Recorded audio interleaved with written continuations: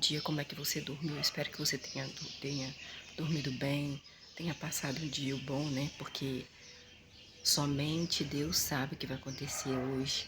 A cada segundo, a cada minuto, a cada hora do dia de hoje, somente Deus que sabe de todas as coisas, somente Ele que sabe o que irá acontecer, sabe?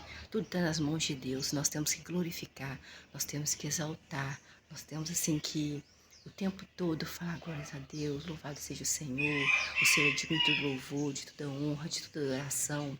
Nós não podemos adorar homens, nós não podemos adorar casas, carros, nós não podemos adorar roupas, nós podemos adorar viagens, dinheiro, mas podemos adorar o Senhor o tempo todo, porque o Senhor é dono desse céu, dono das estrelas, dono da chuva, dono do vento, dono do frio, dono do calor, dono das flores, dono de tudo. O Senhor faz todas as coisas. Não tem nenhum amigo bilionário, nenhum amigo que tem todo o dinheiro do mundo que possa trazer alguém da morte para a vida, mas o Senhor tem esse poder de trazer uma pessoa da morte para a vida. O Senhor tem o poder de fazer esse céu maravilhoso. Nenhum meu patrão, nenhum amigo bilionário meu tem esse poder de fazer estrelas, de fazer sol, de curar uma pessoa de câncer terminal. Somente o Senhor que tem esse poder, nem os médicos têm esse poder. Então nós devemos glorificar e exaltar este Deus o tempo todo e saber que somos totalmente dependentes deles, que nós não somos pessoas assim que, não, meu amigo bilionário ali, meu dinheiro paga, nada disso, seu dinheiro não paga. Quando o câncer vem, aquele câncer agressivo que você só descobre no final, igual o Pelé, igual outras pessoas aí, igual o coronavírus que pegou, né, aquele ator muito famoso que fez vários filmes que eu gosto demais, Minha Mãe é uma Peça, várias pessoas que já se mataram, que tinham muito dinheiro, muita fama, que já cometeram suicídio, tiraram as suas vidas por não ter alegria nem na hora do dinheiro, nem na hora da viagem, nem na hora de comprar aquela bolsa cara. Então nós devemos esse louvor somente a Deus, porque Deus que alegra o nosso coração. Deus entra dentro da nossa alma, Ele dá alegria para nossa alma. Só de ter consciência tranquila de que você não fez mal para ninguém, de que você tem uma boa palavra para as pessoas, Deus já vem e faz morada dentro de você. Gente, eu já experimentei uma época, duas épocas, que eu assim estava bem mesmo firme com o Senhor, que eu estava assim tentando agradar o Senhor o tempo todo, glorificando, exaltando e assim procurando a santificação. O que é procurar a santificação, Luciana? É você não pecar, fazer o máximo possível para não pecar contra Deus, para não deixar ele chateado, porque o que interessa é ele, não é o ser humano. O ser humano você respeita, o ser humano você não mata, mas você não agride, mas você tem que louvar e engrandecer o nome do Senhor. E aí eu estava, gente, era uma alegria. Eu dormia 6 horas da tarde, não precisava nem de remédio. Eu acordava numa alegria, eu dormia numa alegria, eu não tinha depressão, eu não precisava tomar remédio de depressão. Por quê? Porque eu sabia que minha consciência estava limpa, eu orava o tempo todo com Deus, eu sabia que eu estava me edificando o nome do Senhor Deus, glorificando o nome dEle, santificando o nome dEle, porque eu estava tentando não pecar para glorificar o nome dEle, para agradar o coração de Deus. E isso me fazia ficar muito feliz. Eu tinha energia para tudo, gente. Hoje em dia, que eu tô no pecado, misericórdia, eu não tenho energia para nada. Tem hora que eu tenho vontade de sair da cama por causa dos meus pecados. Ai, Luciana, que pecados são esses? É pecado, gente. Não existe pecadinho e nem pecadão. Existe pecado, entendeu? E eu estou no pecado, infelizmente. Mas estou tentando sair, estou tentando assim, agradar a Deus. Eu sei que eu tenho que sair por mim e por Ele, porque se eu andar nos caminhos do Senhor, eu sei que eu vou ter mais alegria de viver. Eu vou ter mais vontade de viver. Eu não vou ter vontade de morrer. Então é isso que nós fazer. Eu sou muito honesta, entendeu? Eu falo mesmo, tô pecando, estou me sentindo muito triste, gente, deprimida. Ontem, sinceramente, eu tenho um pecado aí que eu tô cometendo, que infelizmente ontem me deu uma dor no peito. Sabe aquela dor assim, que tava doendo, mas doendo dentro da alma. Minha alma tava doendo. Eu falei, pois é, você procurou, você achou. Você é burra, porque você não deveria ter dado corda. Deu corda, caiu, e você que está sofrendo agora. Então, nós temos que engrandecer o nome do Senhor, porque se eu tivesse escutado a Deus e não feito o que eu fiz, eu não teria sofrido e não estaria sofrendo na minha alma. Dói dentro da alma, né? Dói dentro da gente, né? E começa assim a gente desanimar, começa a gente ficar meio triste, aí coloca aquelas músicas românticas tristes. Meu misericórdia. Então aí nós temos que glorificar e exaltar este Deus maravilhoso, que é Deus Jeová, Deus Javé, Deus Exércitos, Pai de Jesus Cristo, que é dono desse céu, dono das estrelas, dono dos passarinhos, dono de tudo. É Ele, somente Ele que sai, a pessoa está morta, Ele ressuscita, somente Ele tem esse poder, mas ninguém tem. E vamos agora em Juízes 16, isso, 1:6. Nós sempre lemos o livro do começo, nada de ler no final, nada de passar página por página. E vamos ler Juízes 16, estamos falando de Sansão, né? Juízes 16, versículo 1. Certa vez, Sansão foi a Gaza, um lugar chamado Gaza, cidade. Viu ali uma prostituta e entrou na casa da prostituta. Versículo 2. Foi dito aos gazitas. O que é gazitas, Luciana? Quem mora em Gaza. Sansão está aqui em Gaza. Então os gazitas cercaram Sansão e ficaram de emboscada contra Sansão a noite inteira no portão da cidade de Gaza. E ficaram quietos a noite toda pensando: quando amanhecer, nós mataremos Sansão. Versículo 3. No entanto, Sansão ficou deitado ali até a meia-noite. Então, Sansão se levantou à meia-noite e segurou os portões da cidade de Gaza e, junto com as duas ombreiras, e os arrancou os portões junto com as trancas. Era forte, Deus dava força para ele. Sansão os pôs sobre os ombros, os portões, e os carregou para cima ao cume do monte que fica em frente a um lugar chamado Hebrom. Vocês já escutaram Hebrom aqui. Versículo 4. Depois disso, Sansão se apaixonou. Olha, Sansão se apaixonou. Versículo 4. Mas Sansão era um homem apaixonado, né? Ele se apaixonava muito. Versículo 4. Depois disso, Sansão se apaixonou por uma mulher do vale de Soreque, chamada Dalila. Sansão e Dalila, viu? Tá na Bíblia. Sansão e Dalila, capítulo 16. Mas Sansão era um romântico, né? Nossa, ele se apaixonava. Assim, eu queria que Sansão estivesse aqui, se apaixonar por mim. Versículo 5. Então, os governantes dos filisteus se dirigiram a Dalila e disseram: Dalila, engane Sansão e descubra o que lhe dá tanta força. Que é essa força? Da onde vem essa força? Dalila, engana Sansão e procura saber da onde que vem tanta força que ele tem. Por que tem essa força dele?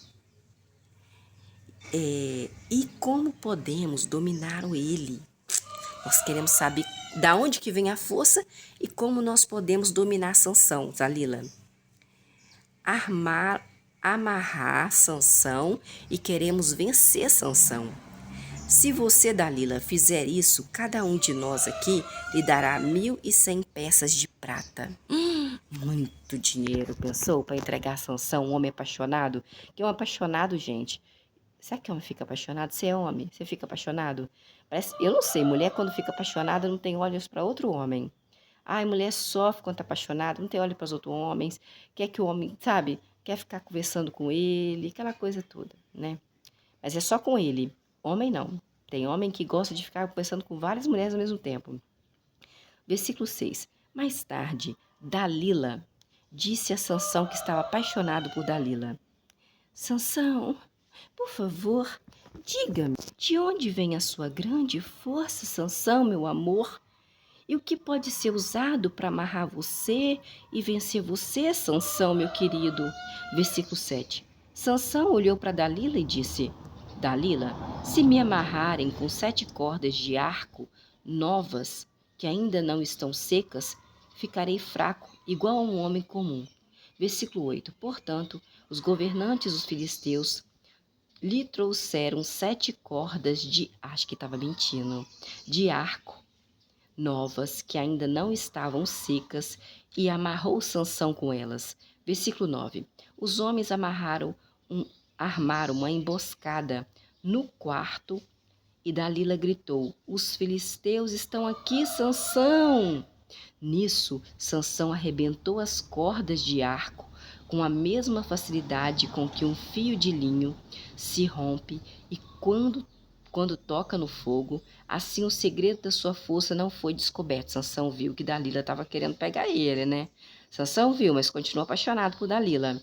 Versículo 10. Então Dalila, a mulher que Sansão estava apaixonado, disse a Sansão: Sansão, você disse que me ama, mas você me enganou, né? E me disse mentiras, Sansão, você é um mentiroso. Agora, por favor, Sansão, diga-me o que pode ser usado para amarrar você, hein? Versículo 11. Portanto, Sansão olhou para Dalila e disse: Se me amarrarem com cordas novas, que nunca foram usadas, ficarei fraco igual um homem comum.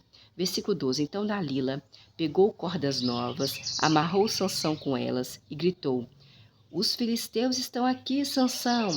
Enquanto isso, os homens estavam de emboscada no quarto. Nisto, Sansão arrancou as cordas dos braços como se fossem fios. Versículo 13. Mais tarde, Dalila, a mulher que Sansão estava apaixonado, disse a Sansão: Sansão, poxa, Sansão, até agora você me enganou e me disse mentiras. Diga-me, o que pode ser usado para amarrar você, Sansão? Então Sansão disse a Dalila: é só tecer as 7 tranças da minha cabeça com o fio da urdidura de um tear. Versículo 14.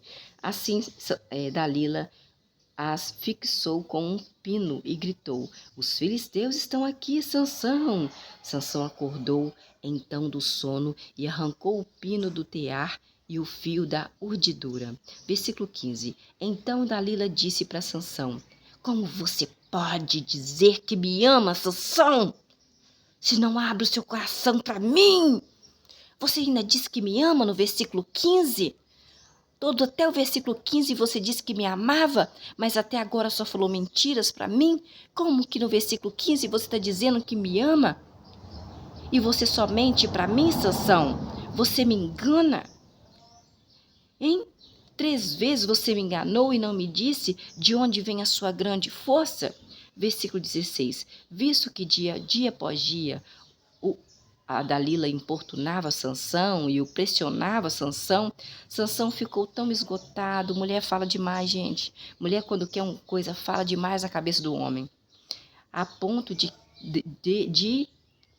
Sansão querer até morrer. Olha, versículo 16.